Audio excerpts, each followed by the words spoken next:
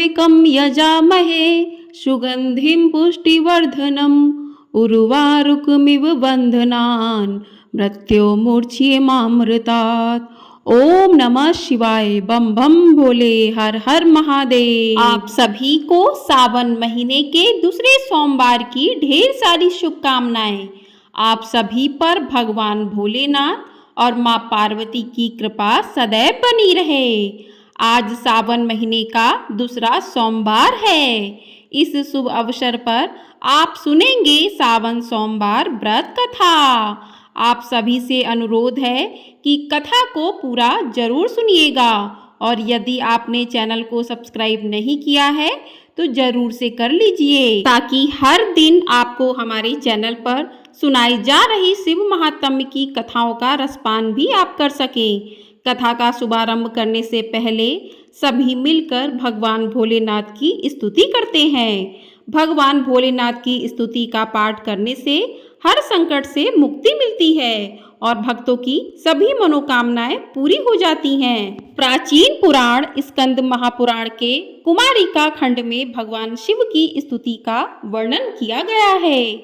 अगर आप भी भगवान भोलेनाथ की कृपा प्राप्त करना चाहते हैं तो आइए चलिए आपको सुनाते हैं भगवान शिव की स्तुति हिंदी में। स्कंद जी बोले कि जो सब प्रकार के रोग शोक से रहित है उन कल्याण स्वरूप भगवान शिव को नमस्कार है। जो सबके भीतर मन रूप से निवास करते हैं उन भगवान शिव को नमस्कार है। संपूर्ण देवताओं से पूजित भगवान शंकर को नमस्कार है। भक्तजनों पर निरंतर कृपा करने वाले आप भगवान महेश्वर को नमस्कार है। सबकी उत्पत्ति के कारण भगवान भव को नमस्कार है। भगवान आप भव के उद्धव हैं, आपको नमस्कार है। कामदेव का विध्वंस करने वाले आपको नमस्कार है। आप गूढ़ भाव से महान व्रत का पालन करने वाले हैं, आपको नमस्कार है। आप माया रूपी गहन वन के आश्रय हैं अथवा सबको आश्रय देने वाला आपका स्वरूप योग माया समावृत होने के कारण दुर्बोध है, आपको नमस्कार है। प्रलय काल में जगत का संहार करने वाले सर्व नामधारी आपको नमस्कार है। शिव रूप आपको नमस्कार है। आप पुरातन सिद्ध रूप हैं, आपको नमस्कार है। काल रूप आपको नमस्कार है। आप सबकी कलना करने वाले होने के कारण काल नाम से प्रसिद्ध हैं, आपको नमस्कार है।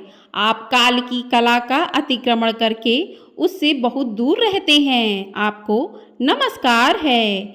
आप स्वाभाविक ऐश्वर्य से संपन्न हैं, आपको नमस्कार है।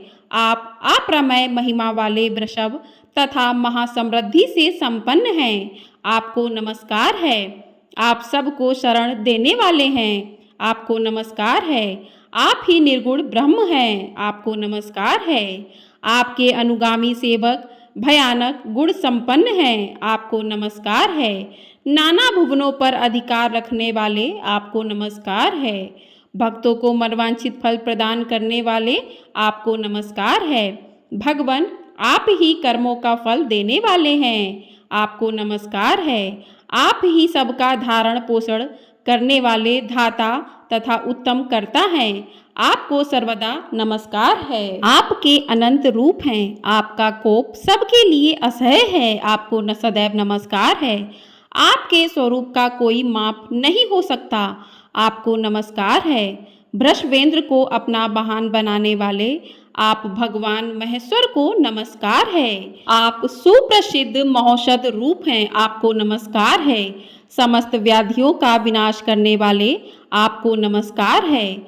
आप चराचर स्वरूप सबको विचार तत्व निर्णयत्मका शक्ति देने वाले कुमारनाथ के नाम से प्रसिद्ध तथा परम कल्याण स्वरूप हैं, आपको नमस्कार है। प्रभो आप मेरे स्वामी हैं, संपूर्ण भूतों के ईश्वर एवं महेश्वर हैं। आप ही समस्त भोगों के अधिपति हैं। वाणी बल और बुद्धि के अधिपति भी आप ही हैं। आप ही क्रोध और मोह पर शासन करने वाले हैं। पर और अपर के स्वामी भी आप ही हैं। सबकी हृदय गुहा में निवास करने वाले परमेश्वर तथा मुक्ति के अधीश्वर भी आप ही हैं। आपको नमस्कार है। स्कंद कुमार जी के द्वारा इस प्रकार स्तुति करने पर शिव जी ने कहा कि जो लोग सायंकाल और प्रातःकाल पूर्ण भक्ति पूर्वक तुम्हारे द्वारा की हुई इस स्तुति से मेरा स्तवन करेंगे, उनको जो फल प्राप्त होगा उसका वर्णन करता हूँ। सुनो, उन्हें कोई रोग नहीं होगा, दरिद्रता भी नहीं होगी तथा प्रियजनों से कभी वियोग भी ना होगा। वे इस संसार में दुर्लभ भोगों का उपभोग करके मेरे परम धाम को प्राप्त करेंगे। इस प्रकार श्री स्कंद महापुराण के कुमारिका खंड में शिव स्तुति संपूर्ण हुई। बोलिए हर हर महादेव। ओम नमः शिवाय। आइए अब सुनते हैं सावन सोमवार की व्रत कथा। सावन के सोमवार में भगवान शिव और मां पार्वती की पूजा की जाती है। सावन सोमवार का व्रत रखने से भगवान शिव के साथ माता पार्वती की भी कृपा प्राप्त होती है। कहते हैं कि सावन के सोमवार व्रत 16 सोमवार व्रत जितना पुण्य फल देते हैं। सावन सोमवार व्रत की पूजा करते समय आपको भगवान शिव के इस बीज मंत्र का जाप जरूर करना चाहिए। इससे आपको भोलेनाथ की विशेष कृपा प्राप्त होती है। वो बीज मंत्र है ओम नमः शिवाय। मान्यता है कि जो व्यक्ति इस दिन व्रत रखता है उसकी सभी मनोकामनाएं पूर्ण होती हैं। साथ ही भगवान शिव और मां पार्वती का आशीर्वाद भी प्राप्त होता है। लेकिन इस दिन जो भी व्यक्ति व्रत रखता है उसको यह कथा जरूर पढ़नी या सुननी चाहिए। तो आपसे अनुरोध है कि कथा को पूरा अवश्य सुनना चाहिए, क्योंकि किसी भी कथा को बीच में अधूरा छोड़ने से दोष लगता है। तो चलिए कथा प्रारंभ करते हैं। श्रावण सोमवार कथा के अनुसार अमरपुर नगर में एक धनी व्यापारी रहता था। दूर दूर तक उसका व्यापार फैला हुआ था। नगर में उस व्यापारी का सभी लोग मान सम्मान करते थे। इतना सब कुछ होने पर भी वह व्यापारी अंतर मन से बहुत दुखी था, क्योंकि उस व्यापारी का कोई पुत्र नहीं था। दिन रात उसे एक ही चिंता सताती रहती थी, उसकी मृत्यु के बाद उसके इतने बड़े व्यापार और धन संपत्ति को कौन संभालेगा। पुत्र पाने की इच्छा से वह व्यापारी प्रति सोमवार भगवान शिव की व्रत पूजा किया करता था। सायंकाल को व्यापारी शिव मंदिर में जाकर भगवान शिव के सामने घी का दीपक जलाया करता था। उस व्यापारी की भक्ति देखकर एक दिन माता पार्वती ने भगवान शिव से कहा कि हे प्राणनाथ, यह व्यापारी आपका सच्चा भक्त है। कितने दिनों से यह सोमवार का व्रत और पूजा नियमित रूप से कर रहा है। भगवान, आप इस व्यापारी की मनोकामना अवश्य ही पूर्ण करें। भगवान शिव ने मुस्कुराते हुए कहा कि हे पार्वती, इस संसार में सबको उसके कर्म के अनुसार फल की प्राप्ति होती है। प्राणी जैसा कर्म करता है उसे वैसा ही फल प्राप्त होता है। इसके बावजूद पार्वती जी नहीं मानी। उन्होंने आग्रह करते हुए कहा, नहीं प्राणनाथ, आपको इस व्यापारी की इच्छा पूरी करनी ही पड़ेगी। यह आपका अनन्य भक्त है, प्रति सोमवार आपका विधिवत व्रत रखता है और पूजा अर्चना के बाद आपको भोग लगाकर एक समय भोजन ग्रहण करता है। आपको इसे पुत्र प्राप्ति का वरदान देना ही होगा। पार्वती का इतना आग्रह देखकर भगवान शिव ने कहा, तुम्हारे आग्रह पर मैं इस व्यापारी को पुत्र प्राप्ति का वरदान देता हूँ, लेकिन इसका पुत्र 16 वर्ष से अधिक जीवित नहीं रहेगा। उसी रात भगवान शिव ने स्वप्न में उस व्यापारी को दर्शन देकर उसे पुत्र प्राप्ति का वरदान दिया और उसके पुत्र के 16 वर्ष तक जीवित रहने की भी बात बताई। भगवान के वरदान से व्यापारी को खुशी तो हुई, लेकिन पुत्र की अल्पायु की चिंता ने उस खुशी को नष्ट कर दिया। व्यापारी पहले की तरह सोमवार का विधिवत व्रत करता रहा। कुछ महीने पश्चात उसके घर अति सुंदर पुत्र उत्पन्न हुआ। पुत्र जन्म से व्यापारी के घर में खुशियां भर गईं। बहुत धूमधाम से पुत्र जन्म का समारोह मनाया गया। व्यापारी को पुत्र जन्म की अधिक खुशी नहीं हुई, क्योंकि उसे पुत्र की अल्पायु के रहस्य का पता था। यह रहस्य घर में किसी को भी नहीं मालूम था। विद्वान ब्राह्मणों ने उस पुत्र का नाम अमर रखा। जब अमर 12 वर्ष का हुआ तो शिक्षा के लिए उसे वाराणसी भेजने का निश्चय हुआ।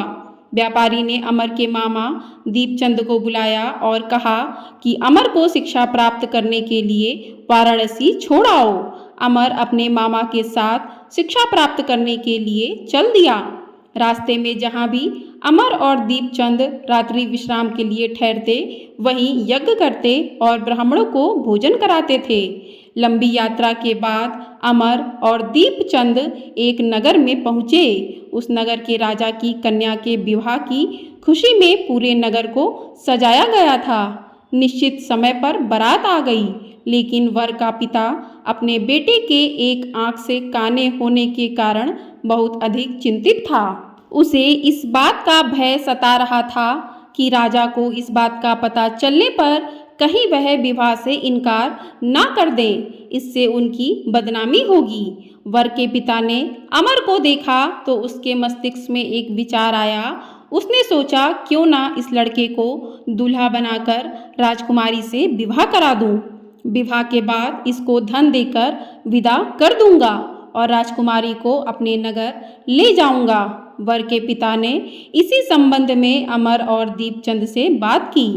दीपचंद ने धन मिलने के लालच में वर के पिता की बात स्वीकार कर ली। अमर को दूल्हे के वस्त्र पहनाकर राजकुमारी चंद्रिका से विवाह करा दिया गया। राजा ने बहुत सा धन देकर राजकुमारी को विदा किया। अमर जब लौट रहा था तो सच नहीं छिपा सका और उसने राजकुमारी की ओढ़नी पर लिख दिया, राजकुमारी चंद्रिका, तुम्हारा विवाह तो मेरे साथ हुआ था। मैं तो वाराणसी में शिक्षा प्राप्त करने जा रहा हूँ। अब तुम्हें जिस नवयुवक की पत्नी बनना पड़ेगा वह कान्हा है। जब राजकुमारी ने अपनी ओढ़नी पर लिखा हुआ पढ़ा तो उसने काने लड़के के साथ जाने से इनकार कर दिया। राजा ने सब बातें जानकर राजकुमारी को महल में रख लिया। उधर अमर अपने मामा दीपचंद के साथ वाराणसी पहुंच गया। अमर ने गुरुकुल में पढ़ना शुरू कर दिया। जब अमर की आयु 16 वर्ष पूरी हुई तो उसने एक यज्ञ किया। यज्ञ की समाप्ति पर ब्राह्मणों को भोजन कराया और खूब अन्न वस्त्र दान किए। रात को अमर अपने शयन कक्ष में सो गया।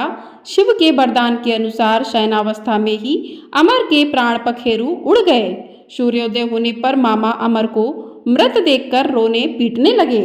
आसपास के लोग भी एकत्र होकर दुख प्रकट करने लगे। मामा के रोने विलाप करने के स्वर समीप से गुजरते हुए भगवान शिव और माता पार्वती ने भी सुने। पार्वती जी ने भगवान से कहा कि हे प्राणनाथ, मुझसे इसके रोने के स्वर सहन नहीं हो रहे। आप इस व्यक्ति के कष्ट अवश्य दूर करें। भगवान शिव ने माता पार्वती के साथ अदृश्य रूप में समीप जाकर अमर को देखा तो पार्वती जी से बोले कि हे पार्वती, ये तो उसी व्यापारी का पुत्र है। मैंने इसे 16 वर्ष की आयु का वरदान दिया था। इसकी आयु तो पूरी हो गई। पार्वती ने फिर भगवान शिव से निवेदन किया कि हे प्राणनाथ, आप इस लड़के को जीवित करें, नहीं तो इसके माता पिता पुत्र की मृत्यु के कारण रो रो कर अपने प्राणों का त्याग कर देंगे। इस लड़के का पिता तो आपका परम भक्त है। वर्षों से सोमवार का व्रत करते हुए आपको भोग लगा रहा है। पार्वती के आग्रह करने पर भगवान शिव ने उस लड़के को जीवित होने का वरदान दिया और कुछ ही पल में वह जीवित होकर उठ बैठा। शिक्षा समाप्त करके अमर मामा के साथ अपने नगर की ओर चल दिया। दोनों चलते हुए उसी नगर में पहुंचे जहां अमर का विवाह हुआ था। उस नगर में भी अमर ने यज्ञ का आयोजन किया। समीप से गुजरते हुए नगर के राजा ने यज्ञ का आयोजन देखा। राजा ने अमर को तुरंत पहचान लिया। यज्ञ समाप्त होने पर राजा अमर और उसके मामा को महल में ले गया और कुछ दिन बाद उन्हें महल में रखकर बहुत सा धन वस्त्र देकर राजकुमारी के साथ विदा किया। रास्ते में सुरक्षा के लिए राजा ने बहुत से सैनिकों को भी साथ भेजा। दीपचंद ने नगर में पहुंचते ही एक दूत को घर भेजकर अपने आगमन की सूचना भेजी। अपने बेटे अमर के जीवित वापस लौटने की सूचना से व्यापारी बहुत अधिक प्रसन्न हुआ। व्यापारी ने अपनी पत्नी के साथ स्वयं को एक कमरे में बंद करके रखा था। भूखे प्यासे रहकर व्यापारी और उसकी पत्नी बेटे की प्रतीक्षा कर रहे थे। उन्होंने प्रतिज्ञा कर रखी थी कि यदि उन्हें अपने बेटे की मृत्यु का समाचार मिला तो दोनों अपने प्राण त्याग देंगे। व्यापारी अपनी पत्नी और मित्रों के साथ नगर के द्वार पर पहुंचा। अपने बेटे के विवाह का समाचार सुनकर पुत्रवधू राजकुमारी चंद्रिका को देखकर उसकी खुशी का ठिकाना न रहा। उसी रात भगवान शिव ने व्यापारी के स्वप्न में आकर कहा कि हे सृष्टि, मैंने तेरे सोमवार के व्रत करने और व्रत कथा सुनने से प्रसन्न होकर तेरे पुत्र को लंबी आयु प्रदान की है। व्यापारी बहुत प्रसन्न हुआ। सोमवार का व्रत करने से व्यापारी के घर में खुशियां लौट आईं। शास्त्रों में लिखा है कि जो स्त्री अथवा पुरुष सोमवार का विधिवत व्रत करते और व्रत कथा को सुनते हैं, उनकी सभी इच्छाएं पूरी होती हैं। बोले भगवान भोलेनाथ की जय। हर हर महादेव। ओम नमः शिवाय। तो चलिए अब करते हैं भगवान शिव की आरती। ओम जय शिव ओमकारा, जय शिव ओमकारा, ब्रह्मा विष्णु सदा शिव अर्धांगी धारा। ओम जय शिव ओमकारा, एकानन चतुरानन पंचानन राजे, हंसानन गरुड़ासन वृषवाहन साजे। ओम जय शिव ओमकारा, दो भुज चार चतुर्भुज दस भुज अति सोहे, त्रिगुण रूप निरुखता त्रिभुवन जन मोहे। ओम जय शिव ओमकारा, अक्षमाला वनमाला मुंडमाला धारी, चंदन मृग मद सोहे भाले शशिधारी।